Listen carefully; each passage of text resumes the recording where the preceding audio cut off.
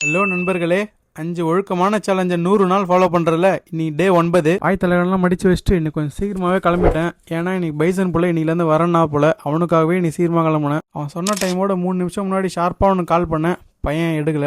நம்மளுக்கு ஒரே மண்டை சூடாகி போச்சு. சரி வீட்டாண்ட போய் அவனை எழுப்பி கூட்டின்னு போகலான்ட்டு ஒரு 6 மணி போல் அங்கேருந்து கிளம்பிட்டேன். வெளியே வந்தால் திரும்புகிற பக்கம்லாம் நெருப்பு.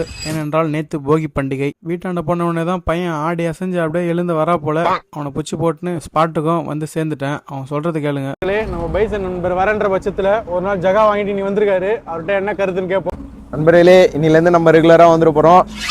ஊருன்னு நல்லா சூம்பி போன மாதிரி நம்ம தலைவன் வார்ம் அப் பண்ணிட்டு இருந்தாரு. சரி, நம்ம ஆளுக்கு ஜிம் அனுபவம் பெருசா இல்லை. அவன் ட்ரை பண்ணதே நம்ம பாராட்டணும். வார்ம் அப்புக்கு அப்புறம் நடைப்பயணத்தை ஸ்டார்ட் பண்ணிட்டோம். நம்மளால இன்னைக்கு வாக்கிங் கூட முடிச்சிடறேன்னா சரி, நானும் இன்னைக்கு ஜாகிங் விடுமுறையை விட்டு அவங்க கூட சேர்ந்து நல்லா ஒரு பிரிஸ்ட் வாக்கை போட்டுட்டு இருந்தேன். அப் அண்ட் டவுன் சேர்த்து ஒரு 5 கிலோமீட்டருக்கு இன்னைக்கான நடைப்பயணத்தை போட்டு முடிச்சோம். வழக்கமாக நம்ம ஸ்டார்ட் பண்ற டைம்லலாம் இன்னைக்கு முடிச்சுட்டு கிளம்பிட்டோம். அதுக்கப்புறம் கொஞ்ச நேரம் சூரிய உதயத்தை வேடிக்கை பார்த்துட்டு கிளம்பிட்டோம். தலைவன் நாளைக்கு வரமாட்டாரான், இன்னைக்கே சொல்லிட்டாரு. கேட்டா அவங்க வீட்டில் அவன் வந்தாதான் பொங்கலே பொங்குன்றான்.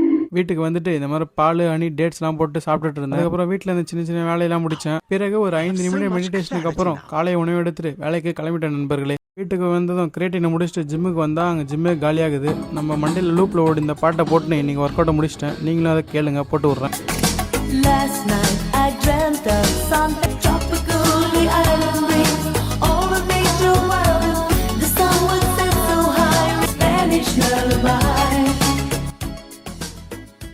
அது முடிஞ்சு வீட்டுக்கு வந்ததும் இன்னைக்கான புரத உணவை சமைக்க ஆரம்பிச்சிட்டேன் நண்பர்களே. பார்த்தீங்கன்னா 250 கிராம் சிக்கன் பிரஸ்ட்டும் அது கூட கொஞ்சம் வெள்ளரிக்காம எடுத்தேன், ஹீட் ஆகாமல் இருக்கு. அதை முடிச்சு தண்ணியை நொட்டிட்டு இன்னைக்கு டே கம்ப்ளீட். நண்பர்களே, வீடியோ பிடிச்சிருந்தா லைக் அண்ட் ஃபாலோ மறக்காம பண்ணிடுங்க. ஆரோக்கியமா இருங்க. நாளைக்கு வீடியோவில் சந்திக்கிறேன் உங்களை.